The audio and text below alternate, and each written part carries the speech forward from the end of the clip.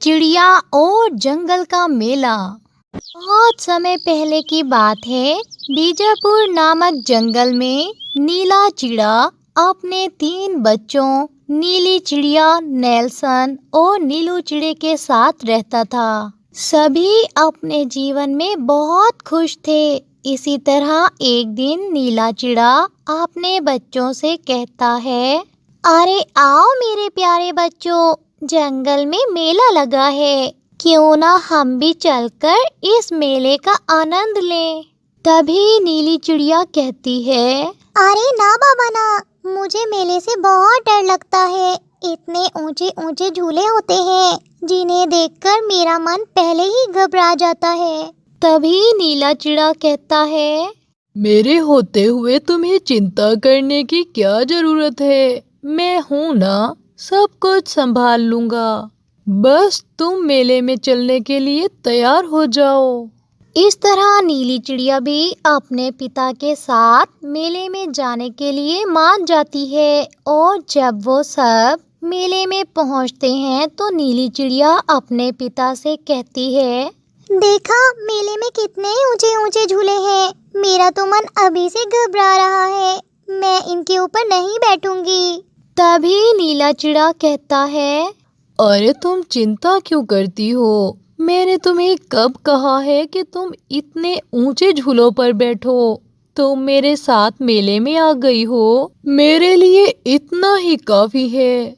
इस तरह तीनों बच्चे और इनका पिता मेले में इधर उधर घूमने लगते हैं और खूब आनंद लेने लगते हैं। मेले में हर जगह खूब खुशहाली थी। तभी नीली चिड़िया को कॉटन कैंडी बेचने वाला मेले में दिखाई देता है और नीली चिड़िया अपने पिता से कहती है, मुझे भी वो कॉटन कैंडी खाना है, मुझे वो बहुत स्वादिष्ट लगता है। तभी दोनों बाप बेटी कॉटन कैंडी वाले के पास जाते हैं और नीला चिड़ा कॉटन कैंडी वाले से कॉटन कैंडी देने का कहता है। और कॉटन कैंडी वाला एक कॉटन कैंडी नीले चिड़े को देकर वहां से चला जाता है। नीलसन और नीलू चिड़े दोनों मिलकर मेले में घूमने चले जाते हैं। तभी नीले चिड़े को अपने बचपन का एक दोस्त रामू तोता दिखाई देता है। तो नीला चिड़ा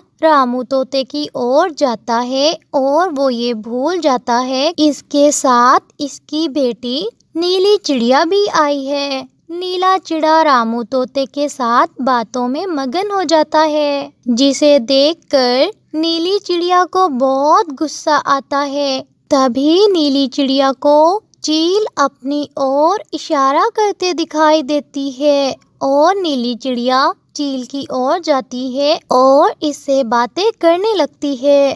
तभी चील कहती है, क्या बात है नीली बेटी, तुम मुझे कुछ चिंतित दिखाई दे रही हो। तभी नीली चिड़िया चील को बताने लगती है कि कैसे इसके पिता ने इसकी तरफ ध्यान ही नहीं दिया और अपने दोस्त के साथ बातों में लग गया। तभी चील कहती है, हाँ नीली बेटी, मेरे साथ भी कुछ ऐसा ही हुआ है। मेरे माता पिता भी मुझे मेले में छोड़कर घूमने लगे, जिस कारण मैं गुम हो गई और आज तक मैं अपने माता पिता से नहीं मिल पाई, जिस कारण मुझे बहुत बुरा लगता है। मेरा कहना है कि तुम भी ऐसा करो कि अपने पिता को बिना कुछ बताए मेरे साथ मेरे घर चल पड़ो। जब तुम्हारे पिता को तुम्हारी चिंता होने लगेगी और वो तुम्हें ढूंढने लगेंगे तो तुम अपने पिता के पास वापस लौट जाना।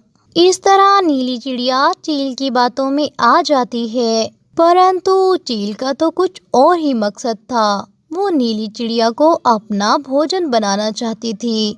तभी वो इसे दूर के जंगल में ले जाना चाहती थी। इस तरह नीली चिड़िया मेले से अपने पिता को बिना बताए चील के साथ इसके घर जाने लगती है। तभी रास्ते में जंगल के बीचों बीच चील नीली चिड़िया से कहती है, हमें कुछ देर यहाँ पर आराम करना चाहिए। हो सकता है तुम्हारा पिता तुम्हें ढूंढते ढूंढते यहाँ तक आ जाए। तभी चील मन में सोचती है कि अगर दिन के समय में मुझे किसी ने नीली चिड़िया को खाते देख लिया तो मुझे इस जंगल से निकाल दिया जाएगा और खूब पिटाई होगी। इसलिए चील रात होने का इंतजार करने लगती है और नीली चिड़िया के साथ बातों में लग जाती है।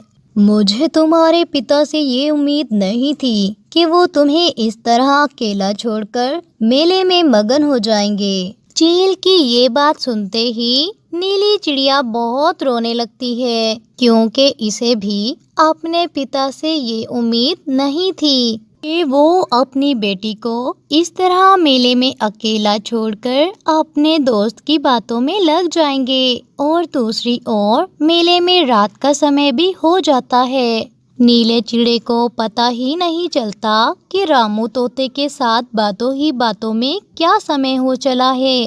तभी नीले चिड़े को चूड़ियां बेचने वाली चिड़िया दिखाई देती है और वो अपनी बेटी के लिए चूड़ियां बेचने वाली चिड़िया से अपनी बेटी के लिए चूड़ियां दिखाने का कहता है। और जैसे ही नीला चिड़ा अपनी बेटी के लिए चूड़ियां देख रहा होता है तो इसे अचानक याद आता है कि इसकी बेटी कहाँ है। तभी वो अपनी बेटी को इधर उधर आवाज लगाने लगती। नीली, तुम कहाँ हो नीली? तभी नीलसन और नीलू चिड़े भी अपने पिता के पास आ जाते हैं और कहते हैं, पिताजी आप किसको आवाज लगा रहे हैं?